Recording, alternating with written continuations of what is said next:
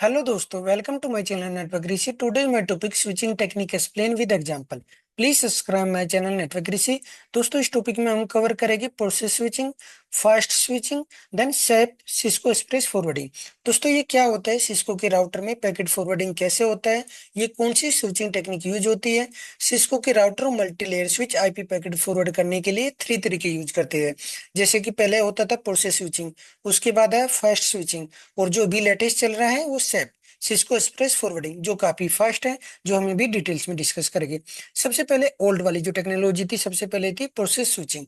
होता क्या था, इसमें हर पैकेट मैनुअली प्रोसेस होता था। सब कुछ सीपीयू करेगा, हर पैकेट को सीपीयू मैनुअली प्रोसेस करता था। हर बार राउटिंग टेबल चेक होती थी। फॉरवर्डिंग डिसीजन सॉफ्टवेयर से होता था। राउटर हर इथरनेट फ्रेम के हेडर रिमूव करता है, डेस्टिनेशन आईपी एड्रेस को राउटिंग टेबल में सर्च करता है, मैक एड्रेस रीराइट होता है और फ्रेम आउटगोइंग इंटरफेस पर भेजा जाता है। सब कुछ सॉफ्टवेयर से होता है, इसलिए सीपीयू पर हैवी लोड पड़ता है और सीपीयू स्लोनेस होता है। हाई सीपीयू यूजेज होने से डिले भी ज्यादा होती है।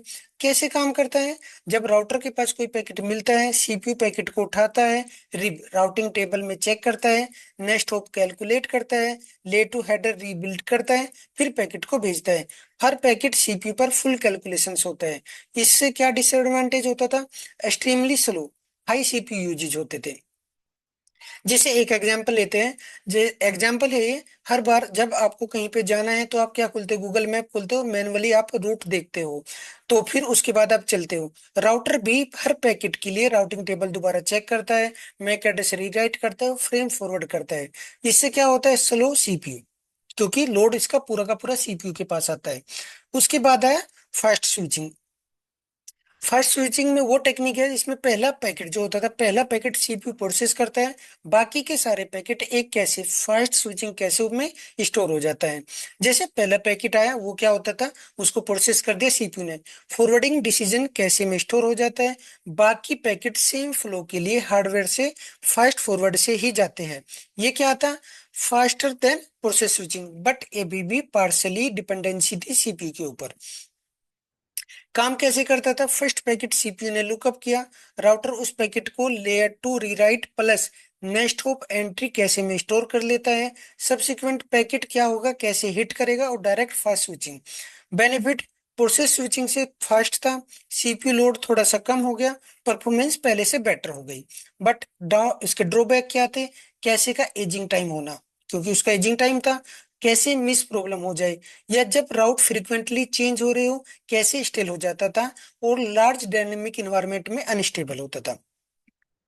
देन लेटेस्ट जो अभी उसके बाद अभी भी चल रहा है, उसके बाद है सैप सिस्को एक्सप्रेस फॉरवर्डिंग। ये क्या होता है दोस्तों, सैप एक topology based layer 3 forwarding mechanism है, जो कंट्रोल प्लेन के साथ मिलकर कंप्यूटेड फॉरवर्डिंग टेबल मेंटेन करता है। इसके मेन गोल क्या है, राउटर की स्पीड बढ़ाना, सीपीयू लोड कम करना, लार्ज नेटवर्क में स्टेबल फॉरवर्डिंग देना। सैप का काम होता है हर पैकेट को सीपीयू पर डिपेंड किए बिना फॉरवर्ड करना। सैप बेसिकली दो टेबल मेंटेन करता है, एक होता है fib forwarding information base, second होता है अर्जेंसी टेबल।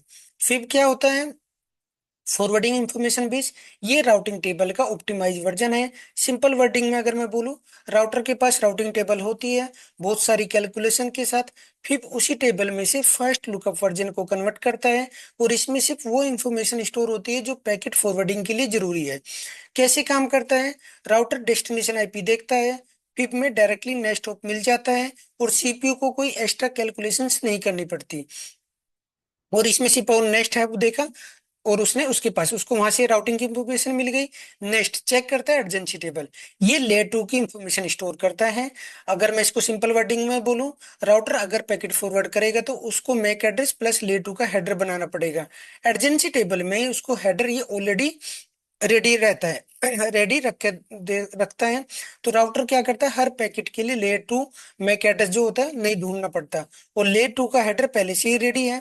अर्जेंसी टेबल में स्टोर होता है जैसे आईपी प्लस उसका उसके आगे मैक एड्रेस, और आर्प रिजोल्व उसमें ही होता है। इसके अगर मैं स्टेप बाय स्टेप बताऊं क्या होता है, राउटर पैकेट क्या है, राउटर पर आता है, राउटर डायरेक्टली फिब टेबल में डेस्टिनेशन चेक करता है, फिब से नेक्स्ट होप का जो एग्जिट इंटरफेस मिल जाता है, राउटर एडजेंसी टेबल से ऊपर bulk layer two header fetch करता है और पैकेट बिना सीपीयू के लोड के फॉरवर्ड हो जाता है।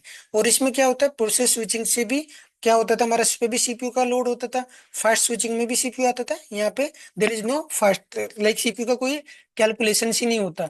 मैं क्या करता हूँ, इसके बाद जो नेक्स्ट वीडियो में डेटा प्लेन और कंट्रोल प्लेन, उसमें मैं डिटेल्स में बताऊंगा फिर क्या होता है, एडजेंसी टेबल क्या होता है, और वो डेटा प्लेन और कंट्रोल प्लेन डिटेल्स में डिस्कस करेंगे। Thank you, please subscribe my channel network Rishi.